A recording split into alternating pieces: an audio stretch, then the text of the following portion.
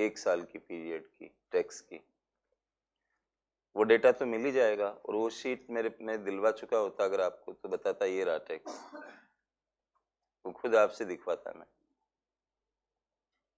Practical हो जाता। लेकिन वो मैं लास्ट में करता हूँ, उसको देता हूँ, इसलिए अभी तो डेवलप कर रहा हूँ आपको। तो वो आप टैक्स हटा दो, सब्सिडी है तो, नहीं तो नेट ले लिया हो ना सीधा, टैक्स कितना और सब्सिडी कितनी पहले से ही उसका हिसाब लगा के लाओ, इतना टैक्स इतनी सब्सिडी, नेट टैक्स इतना है, वो नेट टैक्स को सीधा माइनस करो। जीडीपी 157 लाख करोड़ रुपए की जो आएगा, वो ग्रॉस डोमेस्टिक मतलब प्रोडक्ट एट फैक्टर कॉस्ट हो जाएगा। क्या हो जाएगा? फैक्टर। और उसी को आप देश की घरेलू आय बोलना पड़ेगा। वो आय है, बोलने में तो हम ऐसे कह रहे production at factor cost, production को फैक्टर कॉस्ट पे निकाल देते हो अगर, तो आप उसको आय भी बोल सकते हो। जैसे ये जो हम कल यही तो हेडिंग लगा के इसको पढ़ रहे थे, एनएनपीएफसी बोला था ना हमने, इसी में चल रहा है एफसी, है ना। ये पीएफसी, अच्छे से लिखता हूँ इसको, सॉरी, ये हमारी टॉपिक चल रही है एनएनपीएफसी, एनएनपी फैक्टर कॉस्ट। ये जो वर्ड है ना पीछे वाला, प्रोडक्शन एट फैक्टर कॉस्ट को आप चाहो तो इनकम बोल सकते हो, ये रिप्लेस हो सकता है आई वर्ड से। तो ये क्या वर्ड बन गया? एन एन आई। सुनते जाना, अभी करना कुछ नहीं, मैं नीचे खुद लिखाऊंगा आपको नोट्स में, आप अभी मत लिखो। जीडीपी, मार्केट प्राइस, कुछ लिखो। अगर यहाँ कुछ नहीं लिखा हुआ तो आपको समझना मार्केट प्राइस पे है, तो हमने फिर भी लिख दिया ये एमपी। अब इसमें से सीधा नेट रूप में टैक्स निकालो, सब्सिडी फिर वर्ड लिखना नहीं पड़ेगा आपको, तो मैंने माइनस कर दिया नेट इनडायरेक्ट टैक्स। ठीक है, सब्सिडी अपने आप इसमें है। तो जैसे एमपी में से ये जाएगा तो ये क्या कहलाएगा? जीडीपी तो एज इट इज लिखना है यहाँ तक तो, लेकिन अब ये एमपी नहीं रहा, क्या बन गया? फैक्टर। अब आप चाहो तो ये वाला वर्ड को हटा के आई लिख लो। अगर ऐसा करते तो क्या वर्ड बन जाता है? जीडीआई, ग्रॉस डोमेस्टिक इनकम बन जाएगा। मतलब ये पीछे जो है, अब आप ले आओ विदेशी I plus A minus B कर दो इसमें, क्योंकि बी है इसके अंदर, ए बाहर है, तो ये क्या बन जाएगा? जी एन आई मतलब टैक्स वैक्स का हिसाब तो कर ही चुके हो ना, तो ये आई आई हटेगा नहीं, मतलब बस ये बदल जाएगा। प्लस से माइनस बी करते ये क्या बन जाएगा? जी एन आई, नेशनल इनकम। ये पढ़ा होगा ना कई वर्ड, नेशनल इनकम। एक होता घरेलू इनकम, पढ़ना पड़ेगा दोस्तों, बिना पढ़े तो सिलेक्शन होगा नहीं ना। फिर मेरी कोई इच्छा थोड़ी है कि मैं जानबूझ के इस तरह के कॉन्सेप्ट आपको पढ़ाऊं, मेरी कोई दिल्ली इच्छा नहीं है। मेरी इच्छा हो तो मैं राष्ट्र आय का चैप्टर ही ना पढ़ाऊं, अगर मेरे को कोई कह दे तो, सच में। क्योंकि इसको पढ़ाते समय मेरे को बड़ी टेंशन रहती है कि ये बच्चे सीख समझ पाएंगे कि नहीं, क्योंकि वो पहले पढ़े हुए नहीं रहते। फैक्टर कॉस्ट सुनते उनको मतलब कि ये पहली बार सुना है यार, ये पता नहीं क्या चीज है। मार्केट प्राइस, फैक्टर कॉस्ट, ये इसमें आने के लिए उनको माइंड रेसिस्ट करता है। तो हमारी इच्छा मेरे को छूट दे दे तो अगर तो मैं राष्ट्र आय का चैप्टर कभी ना पढ़ाऊं, लेकिन मैं क्या करूं, मेरे पास रास्ता नहीं है ना। फिरोज आलम एक यहाँ पे है, आईपीएस बने, सीखना हो तो उनसे सीखो। अब मैं भी उनके बारे में ज्यादा नहीं जान रहा था, लेकिन कल मेरी डॉटर को कहा बेटा, नहीं अली आया हुआ था हमारे घर पे, तो कोई बात चली कि भैया फिरोज आलम, तो मैंने कहा अरे वो तो मेरे स्टूडेंट रहे हैं। तो फिरोज आलम ने इतने, दिल्ली पुलिस में है वो, एसीपी है अभी, तो वो कांस्टेबल रहे, कांस्टेबल, और आईपीएस है अभी। कैसे रूपांतरण एक व्यक्ति अपने आप का करता है, ये सीखने वाली बात है। और कमाते हुए, काम करते हुए सफलता प्राप्त करना, ये अपने आप में बहुत बड़ी बात है। तो कल आए थे कि अतुल दिल्ली पुलिस में, जब मैं आपकी क्लास खत्म कर चुका था, बोले सर फिरोज आलम सर ने मेरे को बोला था आपके यहाँ पढ़ने के लिए। तो मैंने मेंस क्लास कर ली है और प्रीलिम्स की क्लास हमें चाहिए ऑनलाइन, वो मेरे, तो अतुल से मैं कल ही मिला था, ऐसे तो मुझे मालूम नहीं चल पाता कौन पढ़ रहा है। बोले सर हम, फिरोज सर ने ये कहा कि कहीं मत तुम कोशिश करना, सर के पास चले जाना, तुम्हें राइटिंग स्किल से लेके सारा कुछ ज्ञान प्राप्त हो जाएगा, वहां से वहीं से स्टार्ट करो। तो फिरोज आलम ने हमारे पास क्यों भेजा है किसी को? इसमें कोई मेरे अपने बारे में मैं नहीं कह रहा, मैं कहना चाहता हूँ, मुझे अच्छा भी नहीं लगता है ये सारी चीजें, लेकिन कई बार होती है ना टेस्टी मनी जैसा बच्चे चाहते हैं, फलाना है, ऐसा है, आपके यहाँ से क्या है, इस तरह की बातें। वो भी मैं डेमो में तो बिल्कुल नहीं बोलता कि हमारे यहाँ से ऐसा वैसा।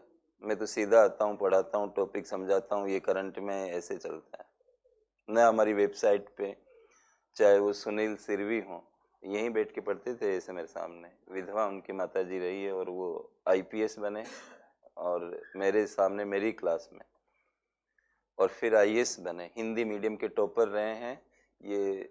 अभी के जो है उनसे पीछे के टॉपर रहे हैं, जो रवि सिहाग है उस उनके, वो तो इस बार के रहे, वो पीछे वाले वो थे सुनील सिरवी, सुनील धनवंता, सुनील सिरवी, इसमें लोग कंफ्यूज हो जाते हैं।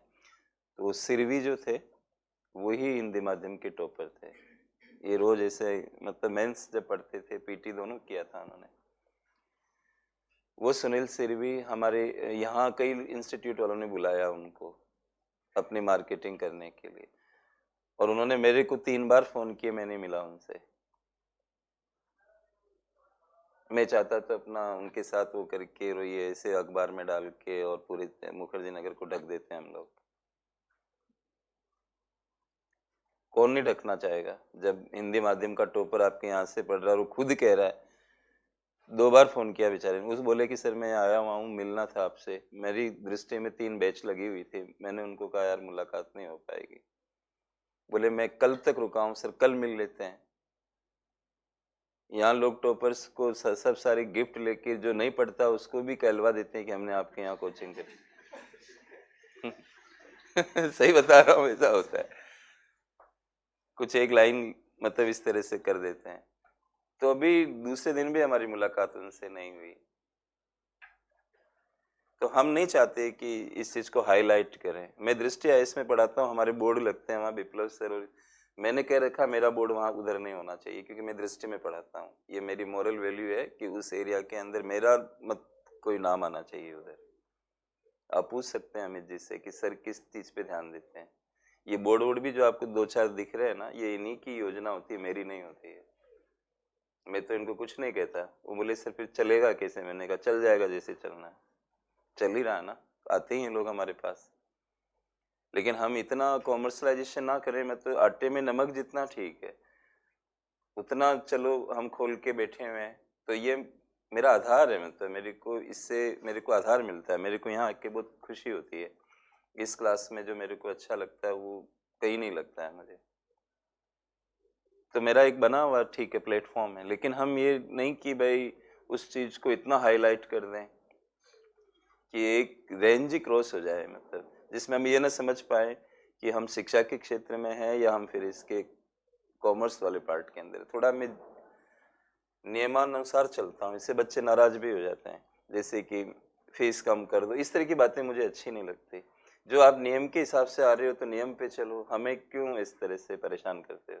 तो वहाँ बच्चे फिर वो अपने ऊपर ले लेते हैं कि सर तो वैसे हैं करके। मतलब वो एक फिनोमिना होता है। मैंने क्या कहा कि कोई पे कर रहा है तो उसको कॉस्ट समझ रहा है, तो कोई इसको इनकम समझ रहा है। तो एक फिनोमिना की व्याख्याएं अलग अलग होती है, कोई उस विचार को क्या समझता है, कोई उसको क्या समझता है। हम नहीं जानते इस चीज को, हम अपने मूल्यों पर है, हम ही जानते हैं। तो फिरोज जी ने जब उनको भेजा तो क्वालिटी की वजह से भेजा। आज मैं अगर समझौता कर लूं कि आपको ये समझ नहीं आएगा तो फिर पेपर आएगा तब क्या करेंगे? फिर आप वही बात मुझे कहेंगे कि वो सर पढ़ा सकते थे लेकिन नहीं पढ़ाए। और ये बात की भी कोई गारंटी नहीं है कि मैं ये कहूँ कि सारे सवाल हमारे यहाँ से आ जाएंगे। ये तो एक एक कैलकुलेटेड प्लानिंग होती है कि ये करने से होगा, हो भी सकता ना भी आए।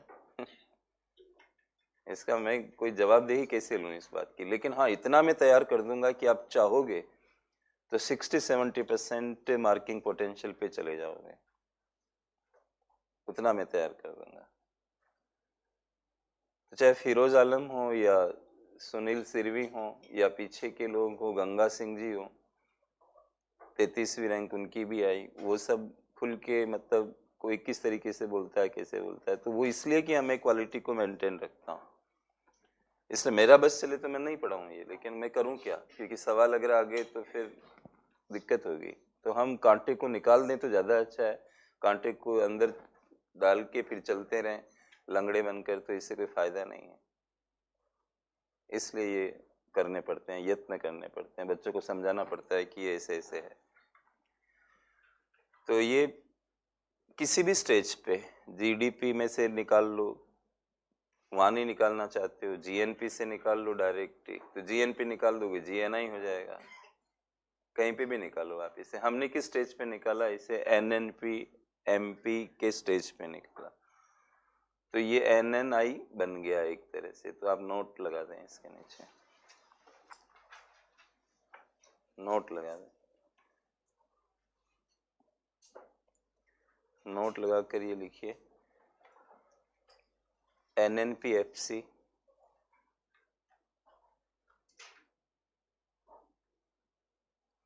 एनएनपीएफसी को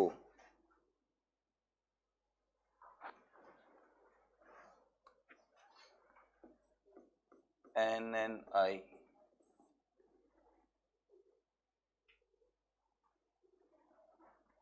या एनआई, फुल फॉर्म तो मन में समझ रहे होंगे ना, कहा जा सकता है, कहा जाता है।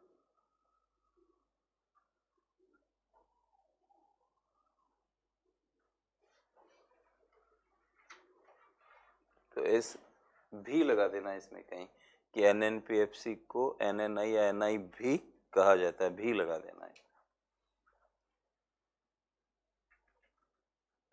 ये एनआई में तो राष्ट्रीय आय होगी आपके पास, सीधी गणित है। मतलब प्रोडक्शन लाओ, पहले तो डोमेस्टिक वाला, विदेशी है तो प्लस ए माइनस बी कर लो, और डेप्रिसिएशन है तो हटा लो, क्योंकि किसी को मिलता नहीं, टैक्स किसी को मिलता नहीं, उसको भी हटा लो, नेट रूप में ये हो गया आय। इस तरह से ये बन गया। अब प्रति व्यक्ति आय का कॉन्सेप्ट आएगा, तो आप अगला नंबर क्या 5वां है क्या?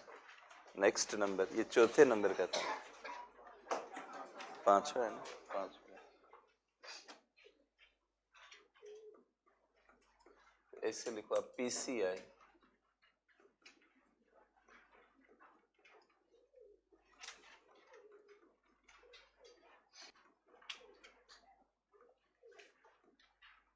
पर कैपिटा इनकम, प्रति व्यक्ति आय।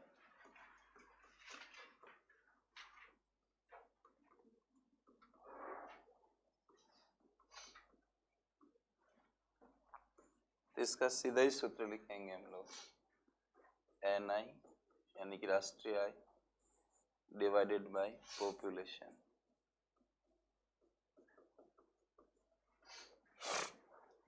जनसंख्या।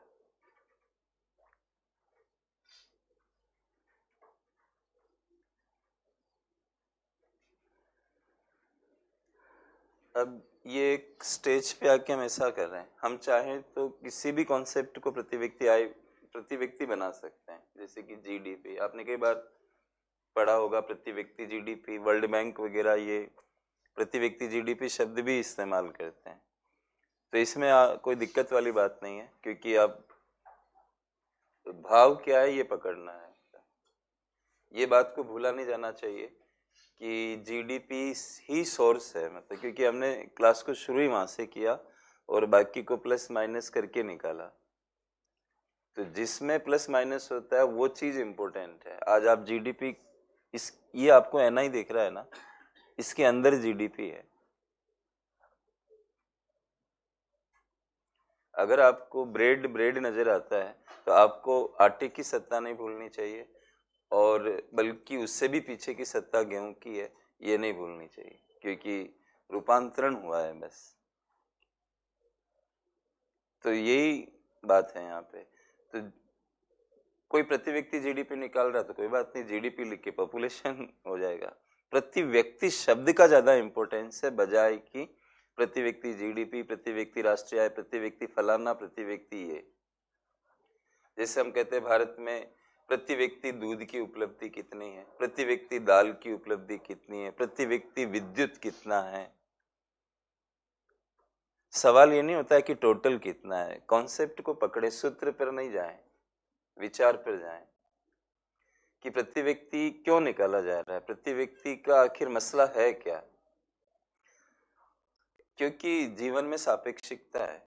आप सापेक्षिक ढंग से लाइफ को देखते हो ना।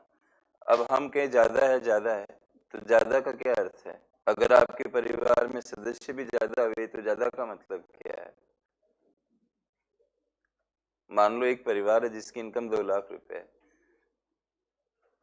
जैसे ए नाम का परिवार है मान लीजिए, तो ए नाम का परिवार है, इसकी टोटल इनकम, जैसे कि पारिवारिक इनकम मान लो, राष्ट्रीय नहीं है, परिवार है, ऐसे समझ लो आप।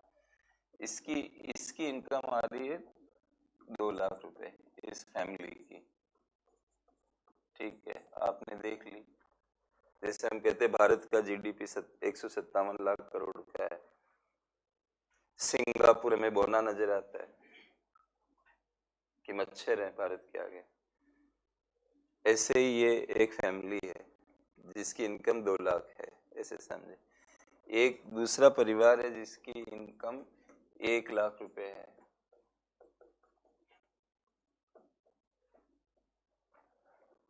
और इसकी 2 लाख है। लेकिन आपको एक आश्चर्य ये होता है कि ये परिवार के लोग तो ज्यादा बढ़िया नजर आते हैं। जैसे कि उनके कपड़े भी बहुत अच्छे, उनके जूते बहुत अच्छे ढंग से रहते हैं, स्वास्थ्य भी उनका अच्छा है, अच्छा वजन, लंबाई, ज्ञान का स्तर सब बढ़िया है इस फैमिली में। और ये इनके आगे डाउन नजर आ रहे हैं, काफी फर्क नजर आ रहा है। अब ये गुत्थी आपसे सुलझ नहीं रही कि 2 लाख रुपए, और बचत कोई नहीं करता, ना वो बचत करते ना ये करते हैं, सब खर्च कर रहे हैं, ऐसा भी मान सकते हो थोड़ी देर के लिए। तो ये गुत्थी सुलझने में नहीं आ रही कि आखिर जो परिवार की इनकम ज्यादा है वो हमें कमजोर क्यों दिख रहा है। वाजीरामन रवि में एक लड़की पढ़ती थी, वो बहुत पहले की बात है, यहाँ में पढ़ा, ये तब मेरा संस्थान नहीं था, तो उसको ये पता था कि ये सर इकोनॉमिक्स पढ़ाते हैं, तो वो वहां से पढ़ी हुई थी। फिर यहाँ पे जो डायरेक्टर थे उनके परिचय में थे, तो उन्होंने मिलाया, तो वो लड़के ने हमको एक सवाल पूछा कि सर भारत की हम ऐसे पढ़ते हैं, हमारे सर बता रहे थे कि वर्ल्ड में 3री रैंक है जीडीपी के पॉइंट ऑफ व्यू से, उस समय की बात मतलब। और वो भी मानक अलग अलग होते हैं, किसी मानक में एक अलग मानक होता है, उसमें हमारी रैंक थोड़ी डाउन आती है, और एक परचेजिंग पावर वाला होता है उसमें 3रे पे आती है, इस तरह का। वो सब देख लेंगे आगे। उसने कहा कि सर हम 3rd पे आ रहे हैं, ये तो मेरे सर ने बताया था, लेकिन मैं जब पूरे, जैसे मैं जहाँ रहती हूँ, जहाँ की मैं हूँ, जब मैं आती जाती हूँ ऐसे देखती हूँ, तो मुझे तो ऐसा लगता नहीं कि भारत वाकई में 3rd रैंक पर है। लोग कैसे कपड़े पहनते हैं, कैसे रहते हैं, क्या कितने भीख मांगने वाले लोग हैं, इतनी गरीबी है, फिर सर ये 3rd रैंक का मतलब क्या है? तो मैंने कहा सवाल तुम सर से पूछते ना वहाँ वाजीराम में, कि सर वहाँ तो बहुत बच्चे रहते हैं, मुलाकात ही नहीं हो पाती और हम नहीं पूछ पाए। तो मैंने कहा चलो आपके प्रश्न का उत्तर मैं देना चाह रहा हूँ, लेकिन मैं उत्तर देने की जगह प्रश्न पूछना चाहूंगा, प्रश्न के माध्यम से उत्तर देना चाहता हूँ। तो बोली ठीक है। तो मैंने कहा आप ये बताइए कि भारत जनसंख्या के हिसाब से दुनिया में कौन सी रैंक रखता है? वो तो आपके सर ने बताया कि राष्ट्रीय आय वगैरह के हिसाब से 3rd है, और मैं आपसे ये पूछ रहा हूँ कि भारत जनसंख्या में कौन सा स्थान रखता है? तो लड़की काफी स्मार्ट थी, उसने इसका उत्तर नहीं दिया, और उसने ये कहा मुझे कि सर मुझे उत्तर मिल गया जो मैं आपसे पूछने के लिए आई थी। मैंने कहा नहीं, अगर कोई कमी रह गई हो तो मैं एक्सप्लेन कर सकता हूँ। वो समझ गई इस बात को कि जनसंख्या भी ज्यादा है भारत में, इसलिए प्रति व्यक्ति प्रोडक्शन का लेवल या इनकम का लेवल उतना नहीं है। एब्सोल्यूट स्तर पे तो ज्यादा दिख रहा है, लेकिन हमें ये भी तो देखना पड़ेगा। अब ये परिवार के अंदर 10 लोग हों मान लो, तो प्रति व्यक्ति इनके ऊपर औसतन खर्चा जो है वो 20,000 का आ रहा है एक आदमी पे। समतामूलक समाज है इनके घर में, समतामूलक समाज है, मतलब समानता रखते हैं ये।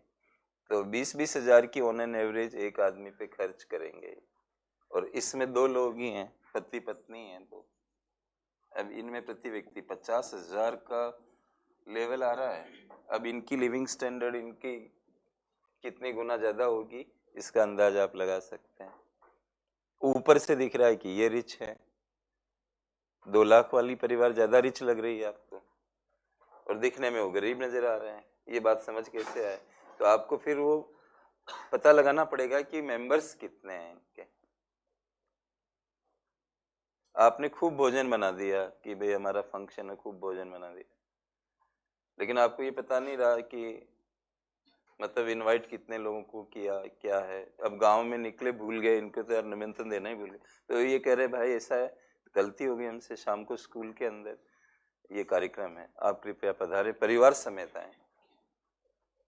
अब वो परिवार समेत आए तो वो ये उनके घर में गेस्ट भी आया हुआ है एक परिवार, जिनको निमंत्रण दे के आए। तो वो ये उस समय जब कह रहे हैं निमंत्रण देते समय, तब ये थोड़ी कहेंगे कि सर एक परिवार हमारे घर में और है, उसको भी लाए कि नहीं लाए। वो तो अपने आप ही जाएंगे ना सब। ऐसे ये निकलता गया, लोगों को बुलाता गया, लिस्ट में नाम ही नहीं था उनका, लोग पहुंच गए वहां। जाहिर सी बात है कम पड़ना ही है, प्रति व्यक्ति भोजन कम पड़ना है। तो ये भोजन खूब बनाया, खूब बनाया, भंडारे कई बार घट जाते हैं, जो इतने लार्ज स्केल पे भंडारे बन रहे हैं वो भी घट जाते हैं कई बार। कारण क्या होता है कि जनता ज्यादा उमड़ जाती है। तो आपके ज्यादा का अर्थ क्या रहा? प्रति व्यक्ति, अब आपको ये समझ आ जानी चाहिए मोटे रूप में कि प्रति व्यक्ति, भारत में जमीन 157 मिलियन हेक्टेयर है, फिर भी भारत में लगान ऊंचा है। मेंस में पढ़ाऊंगा, 157 मिलियन हेक्टेयर जमीन कम नहीं होती है। रिपोर्ट्स के अनुसार यूएस के बाद खेती योग्य जमीन भारत में सबसे ज्यादा है, रिपोर्ट्स के अनुसार। मैं मापने गया नहीं, रिपोर्ट्स के हिसाब से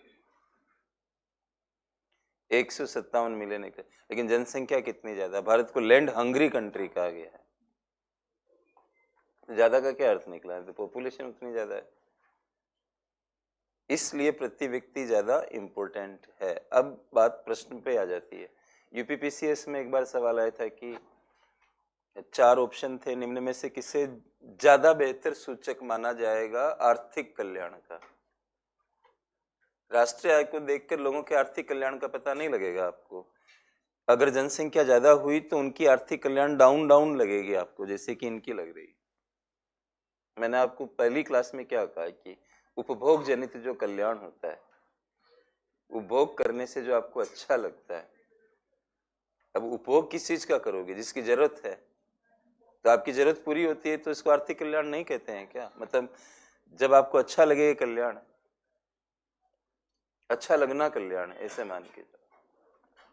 अच्छा है नहीं है इस पे बात नहीं हो रही है, या नैतिकता की बात नहीं हो रही। कोई व्यक्ति कहता है कि मुझे सिगरेट पीना अच्छा लगता है, क्या हम इसको आर्थिक कल्याण मानेंगे? यस, इकोनॉमिक्स में मानेंगे। नो नहीं मानेंगे। यही तो बात है मेरे भाई। इकोनॉमिक्स में उसको अच्छा माना जाता है। आप कहोगे सर ये बात तो हमें पच नहीं रही है, जैसे मान लो आप इसका विरोध करना चाहें, तो मतलब विरोध इसलिए नहीं कर पाएंगे क्योंकि इकोनॉमिक्स उपयोगिता पे चलता है, मतलब आपको यूटिलिटी मिल रही है तो इकोनॉमिक्स उसको वेलफेयर में काउंट करता है, उपयोगिता। अब किसी व्यक्ति को सिगरेट पीने से उपयोगिता मिल रही है, इसीलिए तो सिगरेट का मार्केट है भाई। आप, economics is not all about नैतिकता, economics is all about production. क्या?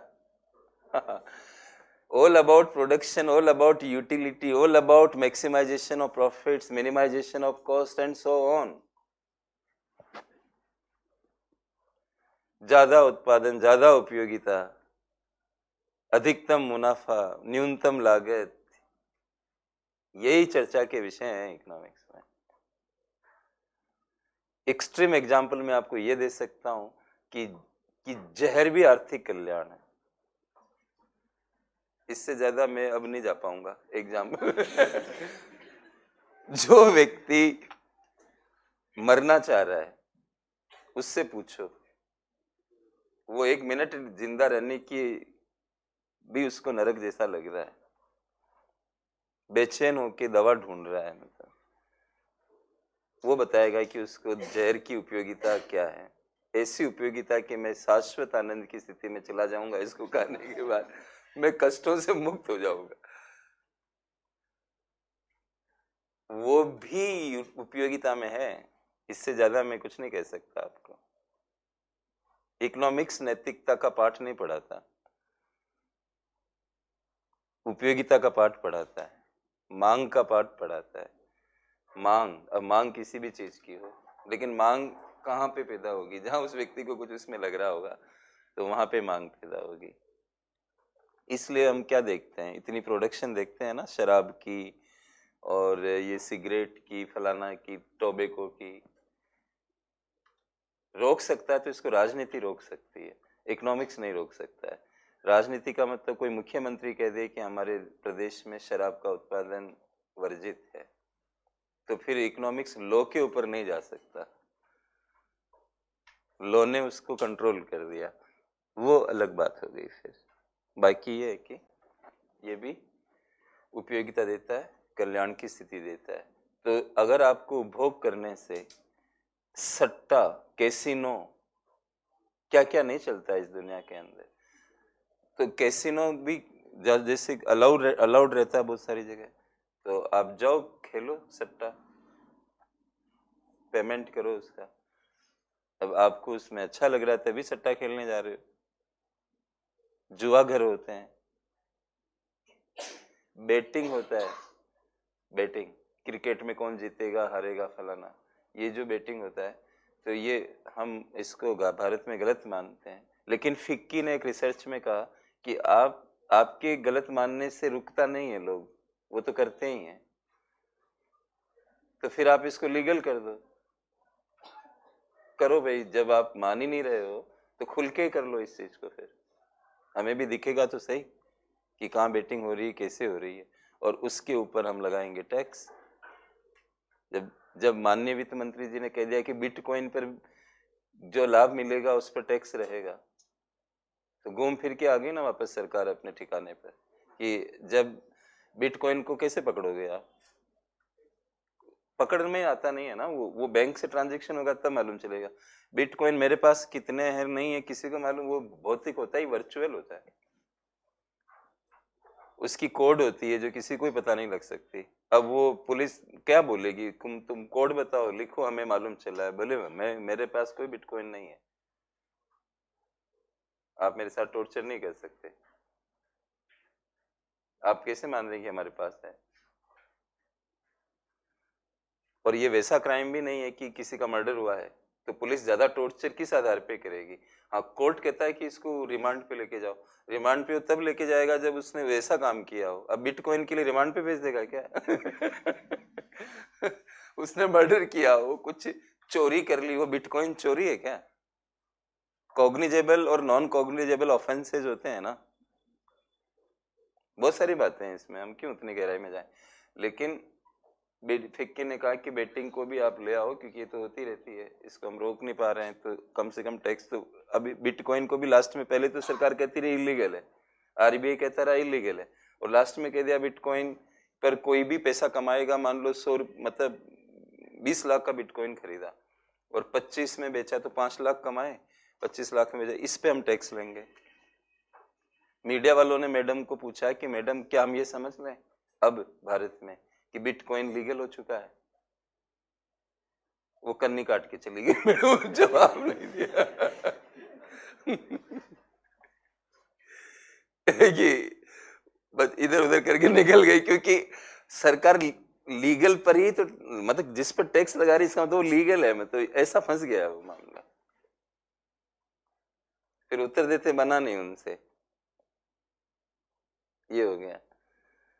तो इस तरह से कुल मिला के आर्थिक कल्याण जो है वो प्रति व्यक्ति पर डिपेंड करता है, अगर आपको कोई विकल्प दे दे कि टोटल जो कॉन्सेप्ट है राष्ट्रीय आय के और प्रति व्यक्ति है, तो उसमें बेहतरीन क्या होगा, तो प्रति व्यक्ति को टिक लगाना है आपको, प्रति व्यक्ति ज्यादा बेहतर है, राइट। तो पैराग्राफ चेंज करके लिखिए,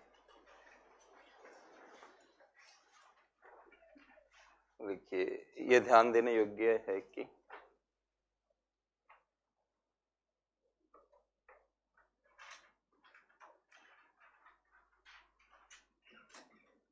ये ध्यान देने योग्य है कि राष्ट्रीय आय की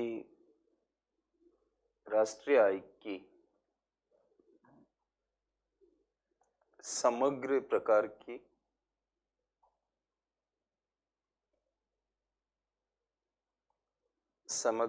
की अवधारणाओं की तुलना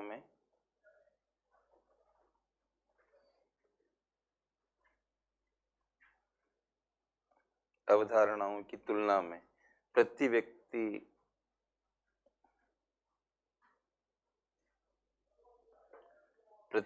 प्रकार की अवधारणाएं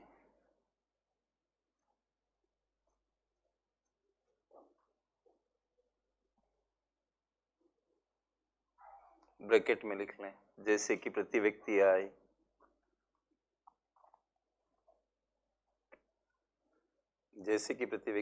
कोमा प्रति व्यक्ति जीडीपी,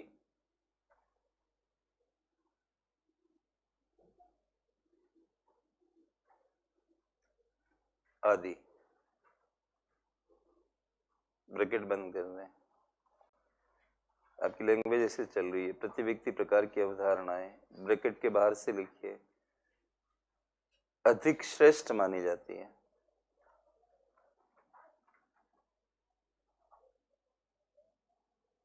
अधिक श्रेष्ठ मानी जाती है, यह बताने के लिए कि, कोमा लगाते हुए लिख लें, श्रेष्ठ मानी जाती है, कोमा, यह बताने के लिए कि लोगों का आर्थिक कल्याण का स्तर कितना है, लोगों के आर्थिक कल्याण का स्तर कितना है।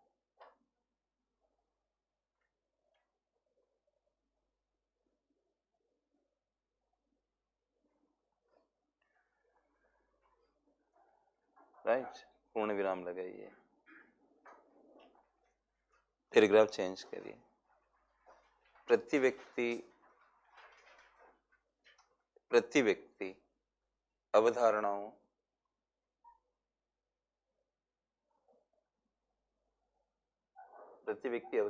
की एक कमी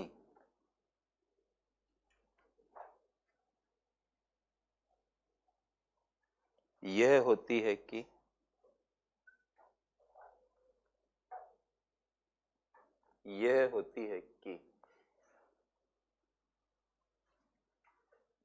इनसे विषमताओं का पता नहीं लगता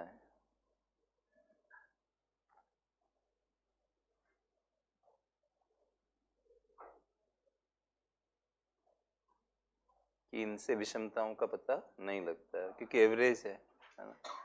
फिर एक पूर्ण विराम लगाइए, आगे लिखिए, इसके अलावा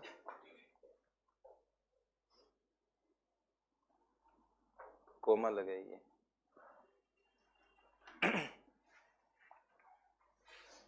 इसके अलावा इनमें केवल आय या उत्पादन के आयाम होते हैं,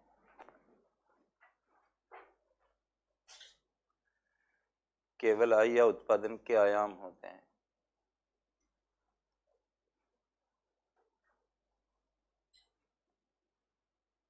पूर्ण विराम लगाइए, स्वास्थ्य,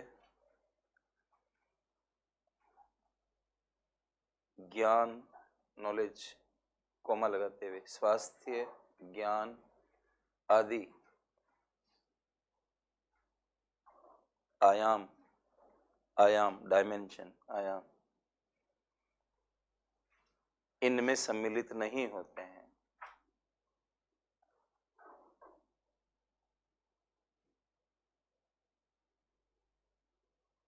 जबकि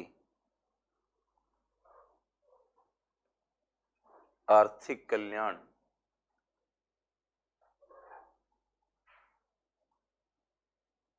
इनसे भी प्रभावित होता है।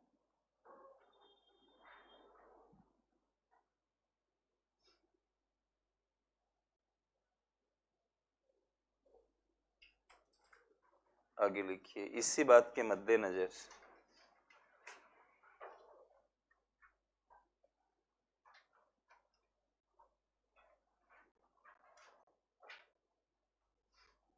मानव विकास सूचकांक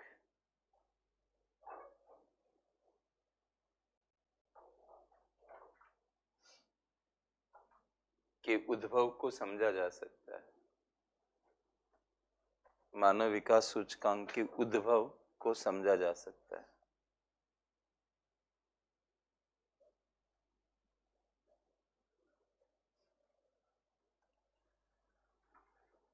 पूर्ण विराम लगाइए। अब क्या है कि प्रति व्यक्ति आय का जो सकारात्मक पक्ष है वो ये है कि जनसंख्या का भी हिसाब ध्यान में रखकर ये बताता है कि भाई पर पर्सन क्या है। वितरण का मुद्दा भी वैसे देखा जाए तो बाद का है। पहले ये तो होना चाहिए कि पर पर्सन के हिसाब से इतना है कि नहीं। वितरण की बात आप कब करते हो? जब मतलब उत्पादन की पर्याप्तता होती है तब।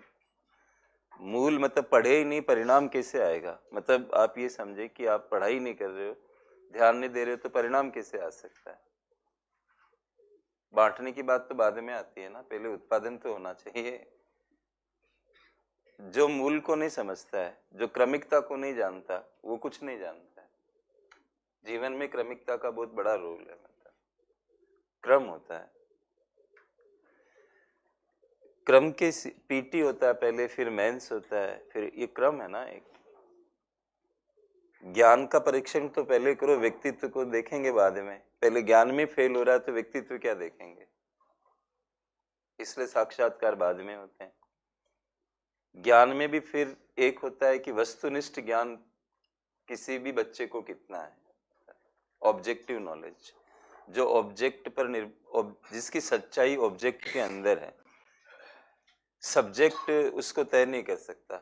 जैसे कि मैं कहूँ ये बोर्ड कौन से कलर का है, तो ये ऑब्जेक्ट है, तो ये कलर कौन सा है ये इस ऑब्जेक्ट के ऊपर ही डिपेंड है, आप पर नहीं है। तो ग्रे कलर जैसा लग रहा है, तो इसमें आप पर मैं क्या कर सकता हूँ? मतलब ग्रे ही है ये। और आप भले पीला चश्मा लगा के इसको पीला पीला फील कर रहे हो, लेकिन ये है पीला नहीं, मतलब तो आपको दिख रहा है क्योंकि आपकी आंखें खराब हो गई है इस वजह से, वरना तो ये तो ग्रे रंग का है। इसको हम कहते हैं ऑब्जेक्टिव नॉलेज। ऑब्जेक्टिव नॉलेज का एक ही उत्तर होता है, भारत आजाद हुआ तो इसमें आप और हम क्या करेंगे? उसमें 4 ऑप्शन देंगे, वो एक तारीख चुननी पड़ेगी, वो वही तारीख होगी जिस तारीख के दिन वो आजाद हुआ। आप ये कह सकते हो कि मेरे हिसाब से